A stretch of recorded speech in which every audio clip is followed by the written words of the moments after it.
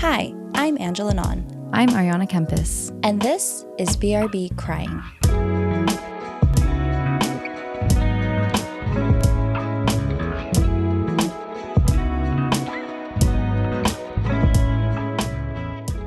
Hello, everyone. Welcome back to BRB Crying.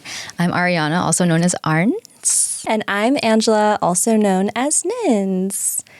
And guess what? What? We did it again. Oh my God, we did? We freaking did it. We cried, and then we wrote a paper about it. Yes. And now we're here to read it to you. Welcome to BRB Crying, our weekly essay podcast. Yeah. What's up? Hanging out. Yeah, Yeah. same. I totally thought of something earlier today where I was like, oh, I can't wait to tell Nins this during the episode. Forgot it. Oh, 100%. Sounds right. I don't know. Yeah. Was it like a cry thing? No. Or was it like hot tea or? Yeah. Oh, wasn't that hot, I guess. man. Yeah, I guess not, if you don't remember. I'm sure it'll come back to me tomorrow or something. So, Okay, text me anytime. If it's tea, yeah. let me know. Do you ever get my 5 a.m. texts and like, do you ever see the time of my text and be like, I see the time of your texts. Yeah. But like I obviously put my phone on silent when I'm sleeping. Okay. Because I know I texted you like well before 6 a.m. this morning. Yeah. You know what's so funny though? So Arns and I, we exclusively use GChat to talk to each other when it comes to stuff on the podcast. And we are talking on that all day long. Mm-hmm. And I sleep late at night. You wake up super early in the morning. Mm-hmm. So I'll usually send her something at like 12 a.m. She will send me something at 5 a.m. And it's gotten to the point where if that doesn't happen, Yeah. my phone will be like, suggestion, message Ariana Really? on GChat. Yeah. Oh, my phone It's like, doesn't do that. it's like, something's off today. You haven't texted her yet. Or you haven't GChatted her yet. Maybe I can ask Siri to like embed that. It's not spying on you as closely as it's spying on me, I guess. Damn. So Well, how are you? I'm tired. Yeah. It's been a busy few weeks for me. At work will be another You busy mean week. this job? This job, right? Contrary to popular belief, I actually do work full time on top of doing all of this outside of working business hours. What a shame. So yeah, it's quite a load. Next week is going to be pretty busy too. But you know what? Born for this. You know, She's doing this for you all. doing it for all of you. You're welcome. Welcome. Yeah, that's what I got. All right. Well, Anything to announce for us? do I? All right. So you might see that I am sporting a shirt that says "Crying is self-care." Oh my God, what a cute shirt. Thank you so much. As of right now, we still have some in stock, but let me tell you, we pre-record these episodes, so we might not, and this might be false advertisement, and this might just be a let us know what kind of merch you want next time thing, since when we're out, we're out. We're in high demand. High demand. So, Genuinely though, today we announced our t-shirt and hat launch in conjunction with my sister's brand, Curated Cultura. And we almost sold out. Well, the hats, to be honest, we sold out before we even launched them. So, well, that's because we were like, let's just buy a set amount. Yeah. Who knows if people will actually buy them? And oh my God, you guys, we are so... I cannot believe. I'm so in shock that people were like, oh my God, we want one, we want one. well, it's a cute fucking hat. It's a cute fucking hat, honestly. Don't be that it's surprised. Fucking cute. Yeah. So it makes sense. But I'm also just going to interpret that as major support for this pod, which we are both so eternally grateful for. Yeah. Could cry about it. Could cry. Could do Might it. cry. Yeah, it's been so cool. It's been so fun. Like, what a little journey this was. Yeah. Excuse you. I'm so Don't scare me like that. so sorry. Yeah, thanks everyone. And if we are sold out at this point, then get on the newsletter. Then you'll hear about it next time when we have another drop. Yeah. Let us know what you guys want to see. Mm-hmm. Totes, handkerchiefs, Tattoos, permanent, semi-permanent. I have another announcement. So we are going to be having a bonus episode towards the end of this season, and it will be only sob stories. So for those of you who have been submitting them, don't worry. We are not ignoring you. We are just stowing them away for future use, and we're going to talk about it on the pod. So keep those sob stories coming in. Yes, please. We love it. You know what's so funny? The sob stories can get sent to us at any time of day. Mm-hmm. And obviously, my phone is glued to my hand. So I see it come in, and I could literally be anywhere in this fucking world. I will open up that sob story, I will read it, and I will automatically cry no matter where I am. Mm-hmm. I've done it. You have. Restaurants. Target, for sure. Mm-hmm. But, oh my God. It's just so incredible. Like, it's so amazing that people are listening to us bullshit and then taking the time to bullshit with us and share something so beautiful, so incredible, so vulnerable. And it's been the best fucking part about all of this. And we recently got one where I was like, I didn't even know this person listened. It was someone who is from our past, and it was so cool. Like, oh my God. Yeah. So please don't be shy. We love it. We love hearing about it. We love it. We love it. Please. Please, more. Listen. You better send it here. Can you imagine? Send us off, sorry. Just blew out our mics. But yeah, keep them coming. And we will have an episode at the end of this season where we will go over all of these sob stories. Yes. Oh, I'm so excited for that episode. Cannot wait. Yeah. All right. Well, that's all I fucking got. That's all you got today? That's all I got. Okay.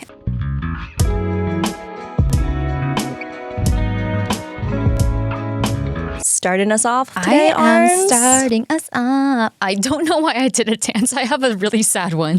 Oh, really? That was like really weird. I'm so sorry. Yeah. Starting us off today. And I would like to start by explaining how I came across this story. So, a long, long time ago, some would say eons ago, I was in search of a podcast that made me laugh as hard as it made me cry. And I turned to the one place that never steers me wrong. The one place I can always count on people to be real and true and good. Do you have any guesses? No. Reddit. Hello? Really? Like, where's this going? Do you go on Reddit? I do, but I just kind of scroll through the popular page. Oh, no. Okay, you're deep in there. Lots of subreddits. Oh, okay. Yeah. Some of them I did not subscribe to, so whatever. But I posed that question to the good people. You're like an active Redditor. Did you not just hear me? I didn't realize. Like, I'll just scroll through. I have asked questions and yeah. You're a mod to some channels, aren't you? Like, secretly. I might be. Okay. So I posed that question, and while I didn't find any podcasts that were specifically about crying like ours is, I did come across a couple of suggestions that were actually really solid because it's Reddit. And today I'm going to be reflecting on one of those suggestions. And it is a limited series podcast called Julie, The Unwinding of a Miracle. Have you heard of this? Mm-mm. Okay. Mm-mm. So for today's story, we are starting at the end. And by that, I mean Julie Yip-Williams died on March 19, 2018, at 42 years old, after a 5-year battle with colon cancer. In the wake of her death, she left behind a husband, 2 daughters, who at that point were ages 6 and 8, I believe, and a plethora of messages for her children in the form of a blog and a New York Times bestseller of a book, published posthumously, and this podcast, which was an accompaniment to the book. So it's 3 episodes that are each maybe 30 minutes, plus a little 15-minute epilogue. So it's pretty short. Okay. It was released in early 2019, which was nearly a year after her death. And this first episode opens up with the podcast's producer. Her name's Eleanor Kagan. And she's touring Julie's apartment in Brooklyn. And it's in this high rise. And they're on this floor that's high enough where you can literally see the Statue of Liberty. And you can immediately hear that Julie has this really dry, blunt sense of humor. I looked at the timestamps literally within a minute of the intro. Julie is talking about the wallpaper that her kids chose, and she's like, purple and blue butterflies. I think it's a bit garish and ugly, but she loves it. It's like, oh my God, like, who is this woman? So we're introduced to Julie, and we fucking love her immediately. And then the producer says, 6 weeks after this apartment tour, Julie dies. So now we're going to bring it back to the beginning. I guess I should also say that the podcast has been obviously my number one source. And also there's a little bit of a reference to her book that goes by the same name. So we learned that Julie Yip-Williams was never meant to survive this long. She was born in Vietnam in a family of Chinese descent right after the Vietnam War. And she was also born blind. So along with her family, she survived this harrowing journey to America. And by some miracle, her mother, who did not speak a lick of English, found a child ophthalmologist who was willing to try and salvage whatever he could of Julie's eyes. And she regained some of her sight back, but she was legally blind. So because of this, she was forbidden from doing a lot of the same things that her siblings and her cousins could do. She couldn't really travel with them when they would go up to San Francisco or something. And her family just believed that she couldn't take care of herself the way her peers could. And they kind of just told her that she was going to have a really hard, shitty life, and she probably wouldn't be successful, and she would probably never marry, probably never have kids. Obviously, she was fucking pissed. And instead of throwing a tantrum like most of us would, she took that anger and transformed it into this unyielding motivation. So she not only convinces her family to put her in a regular public school, and she has to use a magnifying glass to read, but she ends up going to fucking Harvard Law School. Sick. Which I know we all don't know what that is. Again, I will link it in the show notes. And she has like this successful career as a lawyer. And of course she marries, and she has these 2 beautiful children. So when at the age of 37, she was diagnosed with colon cancer, and her husband was just so distraught by how low her survival odds were, she wasn't really fazed. She was like, I have been through a lot. As it turns out, though, death comes for us all eventually, and it came for Julie. So at some point during this grueling battle with cancer, she settled into acceptance, and instead of focusing her energy on trying to beat this disease, she started to pour herself into preparing her loved ones, specifically her daughters, for her imminent death. So I want to pause here and play a little bit of an excerpt. And this is from episode 1.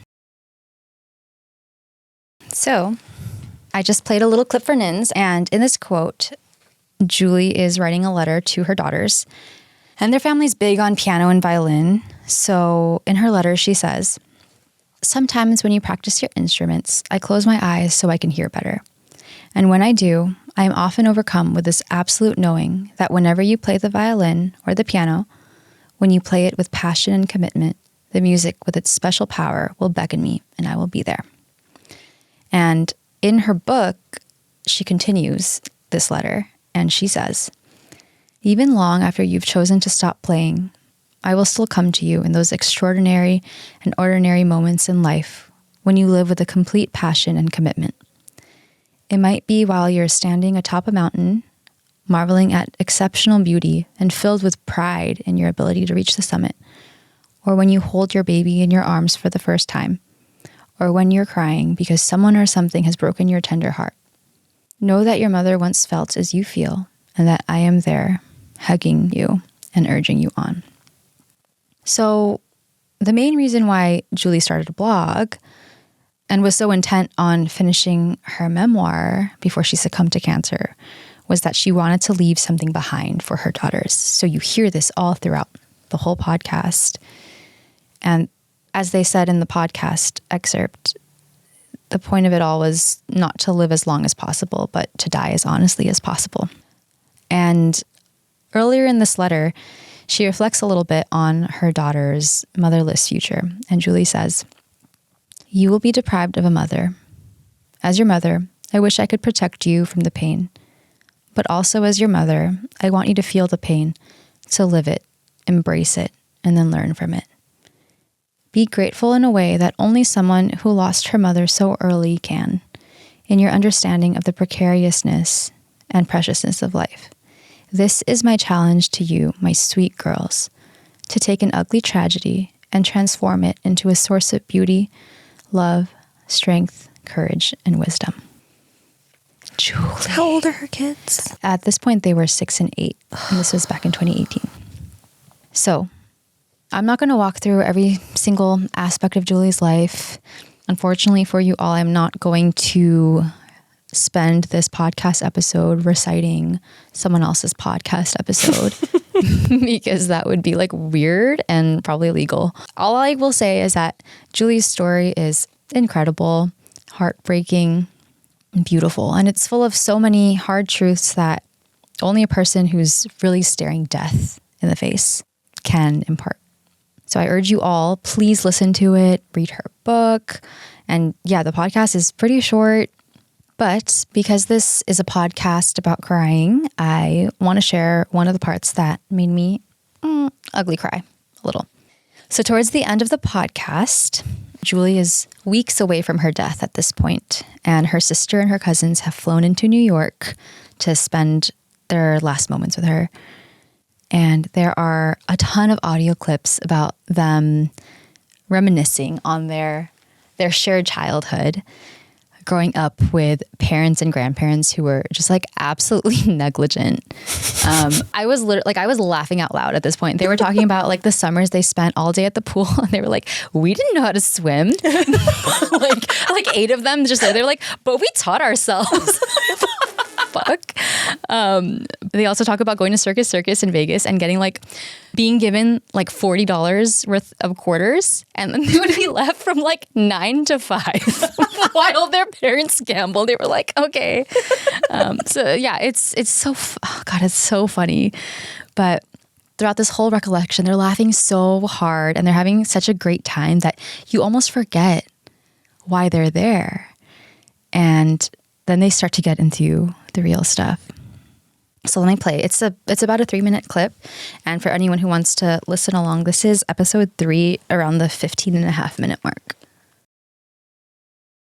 So in this excerpt I played Nins, Julie is talking to her cousins and her sister about how she has her whole life always made the brave choice. When given that prompt, would you choose a life that's even-keeled or a life of ups and downs?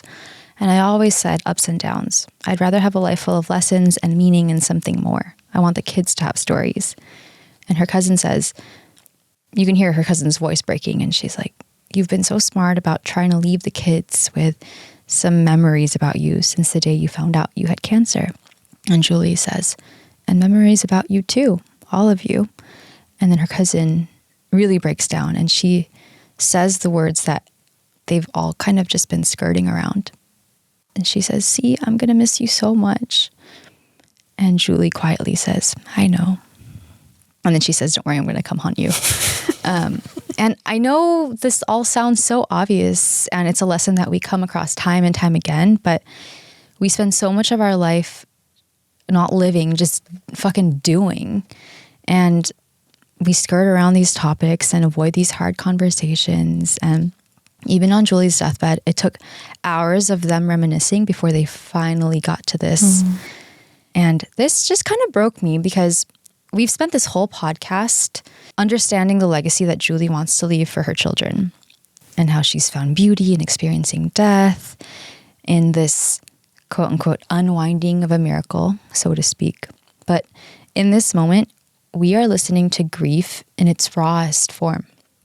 And it's so painful to hear. And I kind of find myself wondering, how do you really prepare someone for grief? Like, can you even prepare them? You know that Julie is doing all of this to prepare her loved ones. And yet, as this conversation proves, no matter what you do, this pain is still unbearable. It still must be felt. And on top of this, I think this particular segment stood out to me so much because, again, the whole podcast, we're like, how is Julie going to prepare her kids? And we forget that there are other people who love Julie too. I know, Nins, you and I talk a lot about girlhood and how special it is to grow up as girls together. And this group of women had all of that too. They spent the last 30, 40 years growing up together and loving each other and just experiencing life together. But this scene gives us a glimpse of what awaits on the other end of girlhood. And it's a group of girls just being girls together one last time. And I don't really want to think about what it will look like when I have to say goodbye. I don't think any of us want to face that. But maybe the reason why stories like Julie's affect us so much is we know how precious this life is. And yet we still spend our days doing shit we don't care about for people we don't care about. And deep down, we know we can't go on living like this and letting time slip us by, because what the fuck is the point of all of it if not to love and be loved? Even if we don't get to leave behind a memoir or a podcast or a New York Times bestseller or a record of all of these conversations, I hope that Julie's story just lights a fire underneath us to hug and squeeze our loved ones and really give them our undivided attention when they're talking to us, and just let them know that they make our lives worth living. So that when it comes time to let go, there's no rushed whispers and there's no desperation, there's no air of regret. There's just this, I'm really going to miss you. And that's it. It was beautiful. I mean, I haven't listened to it yet. Yeah. But the concept alone, this is what I want to leave my kids behind. Heartbreaking. I already know you're going to cry. Oh, yeah. But that story behind the story. We've talked about this on other episodes before, where it's like there is that hesitation to appreciate people and show that appreciation and vocalize that appreciation for people. But this is a testament to why hold back. Just let people know how much you love them. Yeah. As often as you can, whenever you can. Not at the very end. No. Tell your girls you love them, dude. Love you, Arns. Love you. I really do. I really love you.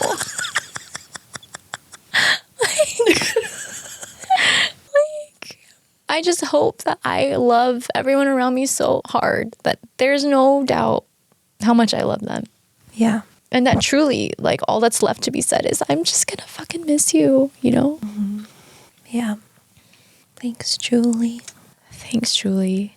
The epilogue is so cute. It's like about how she's haunted the people. Yeah, because she was so adamant. She was like, I need a special sign. Like, you're going to know exactly.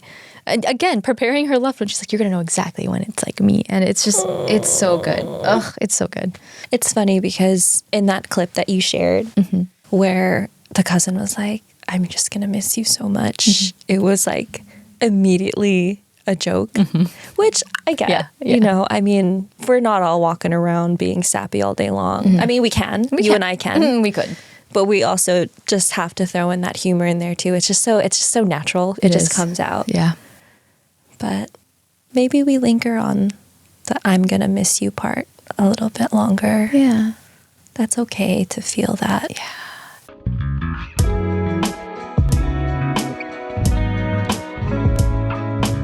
Are you going to dig me out of this hole? I'm really not. Because our stories are so similar today. Really? Yeah. Oh my I was God. like, oh. Wait, really? Well, different angles. Okay. But very similar. I'm excited. I mean, if it's about something similar to mine, I guess I shouldn't be like, yeah. But yeah, definitely very good complementary stories to one another. Listen, we do not plan this. This is just the synchronicity that happens when you've been best friends for like 25 years and you're the same person. Yeah. Okay. Well, it's going to be another heavy one. So I'm going to start us off lightly. Please. I'm going to ease us into this Ease me in. by bringing up a viral tweet from 2019. Okay. So this is from the user at Shut Your Hell. And this person tweeted, me crying at 3 a.m. Husband, oh my God, what's wrong? Me shaking. Nothing. Him, it's okay, just say it. Me, I don't know. I just feel like if we were born as worms, you wouldn't like me. Would you even marry me? Whatever, just forget it. So all thanks to this tweet, there was a very random trend in 2019 where people were going around asking their partners, would you still love me if I was a worm? Do you remember this? No. Okay. Not really. I think we occupy like adjacent corners of the internet, not the exact same Definitely ones. not. No. You were on Twitter and I was not. Yeah, this was definitely Okay. a running joke for a good hot minute. Okay. So there is an author named Emily Habeck who I suspect may have come across this trend and just took this idea and ran with it. Ooh. I mean, unconfirmed, but if this is the case, she really fucking ran with it and she just wrote this book. Oh, okay. She wrote the most beautiful book. And that is what I'm going to be talking about today. A book that has instantly made it to one of my top reads of all time. And if you have subscribed to our Substack, you will have seen me mention this in a past Slow Burn rec. And this book is called Shark Heart. And again, it was written by Emily Habeck and published in 2023. Her debut novel. What's with the life-altering debut works of art recently? Leave me alone, you know? I'm attacked. God. Okay. Sources, aside from the book, an interview the author did with the Friends and Fiction Writers Block podcast with Ron Block, and another author interview with Nils Shukla for The Fantasy Hive. So this book is told in 3 parts. And yes, I will be revealing some major spoilers, but those spoilers will be contained to part 1 of this story. And if I'm going to be completely honest, if you read the back of the book, you kind of know where this is going. So not really a true spoiler. You know what I mean? But please, like, babe, I read a lot of books, okay? And I'm telling you, this one is really fucking good. So please read it. I know you've already added it to your Libby. 6-week wait list, 6 baby. weeks? Okay. Fuck. Should I just buy it? Maybe I'll buy it and I'll just end up on your doorstep the next day. I would love that. It's not like I haven't done it before. It has happened before. I know I was thinking about that. Yeah. I still haven't covered that book. That's okay. Whatever. Okay. Today, we're talking about this one. Okay. All right. So yes, please read this book. If you want to read it before listening to me talk about it, I will forgive you. Just make sure you bookmark this episode and come back to it when you're done reading. Otherwise, listener discretion advised. And before I jump into the plot, I do kind of want to go over the style of this book because it is pretty creative. So, like I mentioned, book is divided into 3 parts with several chapters in between. And the author combines a variety of storytelling techniques for every chapter of this book. So some of the chapters are your standard third-person narrative. Other chapters are written as a scene in a play. And other chapters are just basically poems.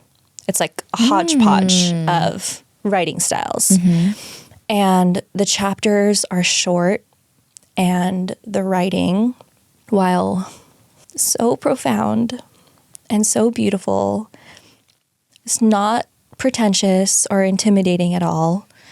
And I personally think that I am kind of a slow reader. Like I really make sure that I'm absorbing every single word. And even then, I just zoomed through this book. It reads very fast. And the only reason it took me longer than it should have is because I kept fucking crying. You know, put down the iPad just to fucking cry while reading. Why the fuck did she write this? Okay. So, Shark Heart. Part 1 of this book is about a married couple. You have a man named Lewis, and you have a woman named Wren, like the bird. And they are the total opposites of one another. Lewis is a dreamer. He's an actor who yearns to perform on stage in front of a live audience. And his mind is always preoccupied with creating art and finding beauty in the world and looking for the deeper meaning to it all. And Wren is a realist, very grounded in reality, organized, methodical, good with numbers, upfront, and she always has a plan. So yeah, opposites, but they're also the perfect complements to each other. And so they fall in love and they get married. And here is a quote from the book about their wedding.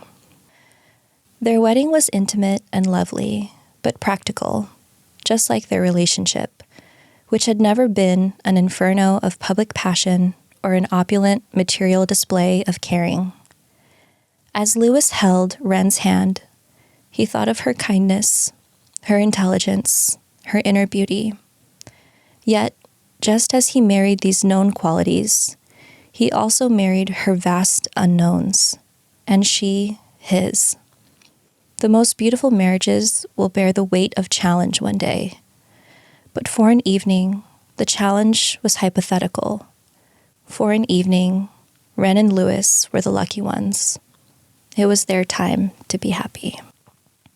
So yeah, I picked that quote for a variety of reasons. I think it really does give you kind of a sense of, it's almost like that Friedrich Bachmann style of writing where it's just very simple. I can't wait to read this fucking book. It's oh God, okay. So shortly after they get married, they're living in honeymoon bliss. They have a house together. Wren has a successful career at an equity firm. Lewis is a drama teacher in their town's high school. They have plans to go to Paris in the summer. But then all of a sudden, Lewis starts noticing some weird things happening to his body. So for all my healthcare professionals out there, here are a list of his symptoms. His nose starts to get softer. He can push it into his face. He's thirsty all the time, but he rarely pees, no matter how much he drinks. His teeth are getting looser, and he feels sharper, pointier teeth growing in their place. His skin is getting rougher by the day, it almost feels like sandpaper. And his mood is fluctuating. This very gentle soul starts getting flashes of aggression. And he's also all of a sudden really nimble and has super fast reflexes. So at the urging of his wife, he goes to the doctor. And then 2 days later, he gets the news of a devastating diagnosis. He has carcharodon carcarius, which essentially means he's turning into a great white shark. Oh, did I mention this book was magical realism? This is historical fiction, I believe. So in this world, there is a known mutation that can inflict people at random. And these people, over the course of several years or several months, depending on the type of mutation, will slowly transform into different animals. So for Lewis, that means over the next 9 months, his body will slowly morph into that of a great white shark. He'll lose his limbs. He'll develop gills. He'll grow 3 rows of pointy, jagged teeth. And eventually, there will be a point where he'll have to say goodbye to everything he knows and live the rest of his life in the deep blue sea. And Lewis doesn't tell Ren at first. He avoids it, which I feel like I could totally see if something was that devastating. You just kind of want to squash it, deny it. But soon enough, he tells her. He sits her down and he tells her, "Great white shark." Ren's forehead crinkled. Her gaze drifted to the concrete floor. "They say the first year of marriage is the hardest," she said at last, as she squeezes his hand. It was the most hopeful thing anyone could have said. A bypassing of the truth, because there would not be another year to measure against this first one. So I know that this diagnosis and this mutation sounds ridiculous and fantastical. And I think obviously that's part of the charm of the story. But it is very clearly a metaphor for having a fatal illness strip away all the parts that make you who you are. How do these physical changes reflect our internal transformation? And even more heartbreakingly, how does this affect those that fell in love with the version of you before it all started? These are the questions that Lewis and Ren, this young couple who thought they had their whole lives ahead of them, now have to face. So, God, I'm just going to sigh throughout this whole fucking story. Okay. So, the next several months of their life, this illness becomes the center of their world. Lewis slowly starts to lose autonomy over his body. He grapples with having to say goodbye to his art and his students, everything he loves about the human experience. They go to doctor's appointments, they try out support groups, and this relationship then becomes this imbalance. What was once this happy marriage then turns into one becoming the sole caretaker of the other. And these chapters are, sometimes they're silly, sometimes they're sad, but they really do capture that mundane part of a sickness where nothing is dire yet. So instead, you start to feel this resentment towards your partner, or you're trying to do what you can, but you just don't know what to do or say to make things any better. And then to top it all off, outside of this marriage, you also have to deal with other people in your circle not knowing what to say or how to act around you, because again, his illness was like a very physical transformation, something that you can't really ignore. But for Ren and Lewis, the worst part of it all, of course, is this pressure to squeeze in a lifetime of love in the limited amount of the quiet conversations they have left, the numbered nights in each other's arms. But as is life, even during the shittiest of times, there can still be these really beautiful moments. And there's this scene where Lewis and Ren are just having a quiet dinner at home. This was shortly after Lewis had revealed his diagnosis. And they're both lost in their own thoughts, avoiding talking about the elephant in the room, the shark in the room. And all of a sudden, Lewis turns on some music. He takes Ren's hand and they dance. Through the music's swells, they swayed, and they knew, and they melted, and they knew, and they knew, and they knew. Everything would be different and difficult soon. When the movement was over, Ren held his ears, softly framing his face with her hands. "Tonight's a strawberry moon," Lewis said. "We should go to bed," Ren replied. "It's late. A moon like this won't happen again until 2086. We'll be 100 years old." Obviously, so many parallels with the story that you're telling today. And I think the hardest part with all of this is that slow goodbye. It just makes it that much crueler. There's so much you want to say. There's so much you want to treasure.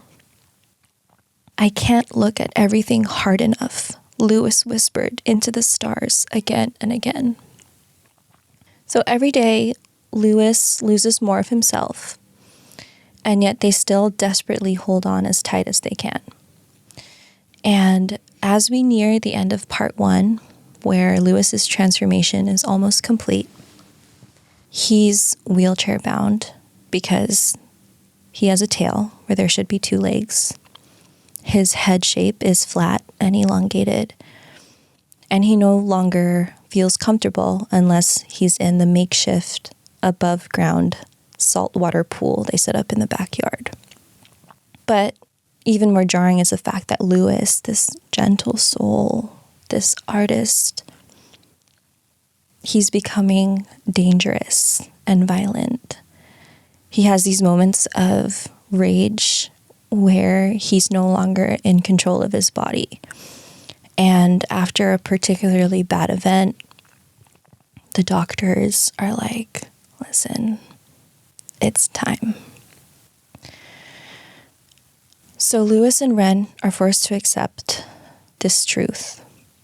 And they pack everything up and trek on this week-long road trip to California from Dallas so that they can release him into the ocean. And so they make their way to the beach. Ren sets him on the sand, and she's like, "Okay, hold on, I'll be right back." She runs back up to the car. She comes back. She's carrying scuba diving equipment. And she's telling Lewis, "I have this plan. I'll stay with you. I'm going to come with you. I'll be with you. And then I'm going to go back to Dallas. I'm going to buy a houseboat and I'll follow you. I'm going to follow you into the ocean. And then pretty soon there will be a cure and you're going to come back and we're going to have a home and we're going to have a kid and we're going to have the life that we had always wanted together." Lewis found himself in an unusual position. He was typically the one with impossible ideas, trying to convince Ren of their feasibility. Now he knew what it felt like to be on the other side. He wanted to argue with her, tell her it might be dangerous for them to be together, that he couldn't count on himself to protect her in the ocean, that he himself might be the danger. At the same time, Lewis felt proud. Wren, his practical, enduring wife, was dreaming. So Lewis has to talk her out of this. And he's like, Wren, this is not going to work. We have to say goodbye.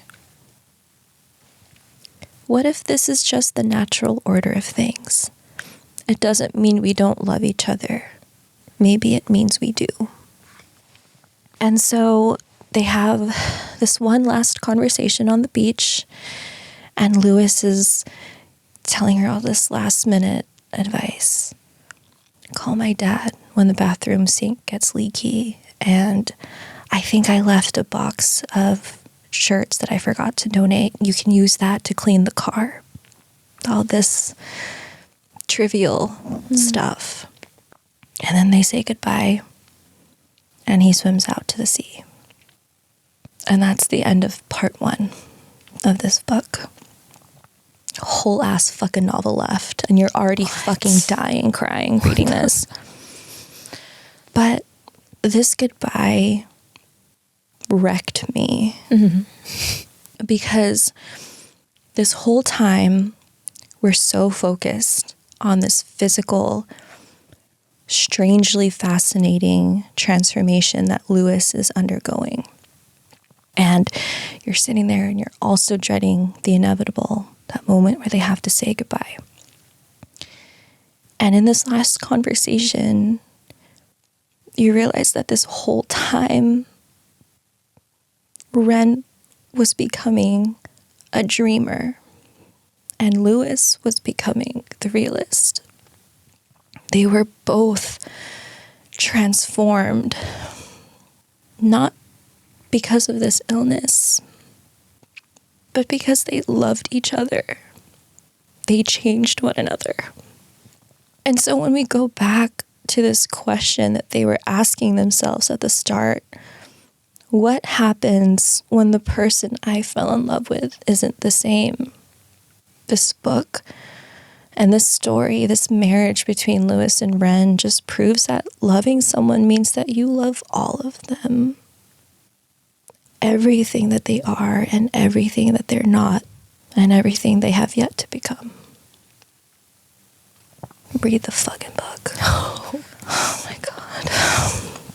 Yeah, that was just a little taste, and I can't wait to read it. At the same time, I'm like, oh, I know it's going to be so painful, but I find myself trying to be present through that pain and not dreading it so much as just bracing myself to know what's coming and then like holding myself through it. Yeah. I mean, obviously I touched on a lot of the heavier scenes in the book, but I think it captured so well, like realistically, what the fuck would we do? Yeah. I mean, because it's like, oh shit, I'm going to be really fucking sad when he has to leave. But then on a random Tuesday, you're going to be tired after work and you're going to be like, do I have to prepare you, 8 pounds of raw fish, or can I just fucking watch Game of Thrones? Like it goes back and forth of just the typical dynamics of a relationship. Yeah. But yeah, I think that's why it affected me so much, because I very much like the style of like not telling you, but showing you. And she fucking showed me. She showed you. You know what I mean? She showed up. Oh, God. So, Emily. Girl, you did it. So, yeah, I mean, the whole time that you were telling me your story, I was like, whoa, this is so similar today. Yes. But I do think different angles to a very similar story. Yeah. I know I spent a lot of time kind of going over like Lewis's story, but you do get a lot more of Wren in this book and what she had to go through as the person watching this, her husband, her partner, the love of her life, go through this. And that's what I fucking got. Ooh. Yeah. These were heavy. Mm-hmm. But you know what? They made us cry, so we had to talk about it. Oh, did they? Did they? To end it on a light note, if you are that kind of person that the moment you get a book rec, you instantly look it up on Goodreads and you see what the ratings are. I fucking saw that this had like 4 out of 5 stars. And I was like, who the fuck? Right? So obviously I like look right away at like the people who are giving it 1 stars. And they're like, people don't turn into sharks. I'm like, yeah. I'm like, oh my God, like sharks pee. I don't understand. Like I could not get past that. Really? You couldn't fucking get past that? I can't get past you.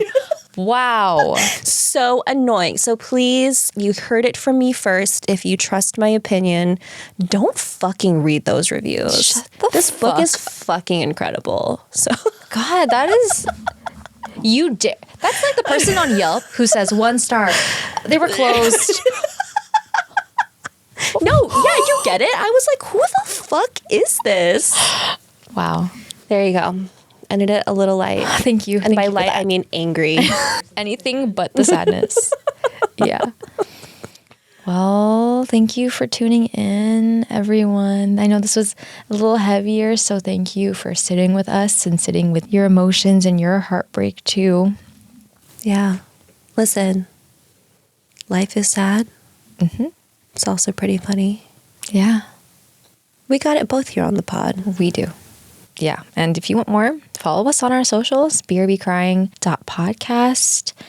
Sign up for our newsletter. Sign up for our Substack. Link is in the show notes. If you go to our link in bio and socials, you'll see all the links too for the merch. And again, for the Substack. Substack. I feel like if you're not hearing me, Substack. Send us all of those 5-star ratings, all those reviews. Rate, review, subscribe. Again, we are a small podcast. We just started out this year, and the ratings and reviews really, really go so far in helping us spread the word about what we're trying to do here. So thank you so much to everyone who's already taken the time. And if you haven't, we would so greatly appreciate if you could give us all the stars and the words of affirmations. Please. Well, I think we did it. One story. One two story. Yeah, that's it, right? Yeah. Oh, yeah, shoot. You're yeah. right. Wow. Oh. Okay. So should we go away then? We should go away, but I think we should come back. Oh, yeah. And then maybe do it again. Yeah. Okay. Yeah. Sounds like a plan. Okay. Yeah. So I'll see you here like next week. Same time. Okay. But until then, BRB crying.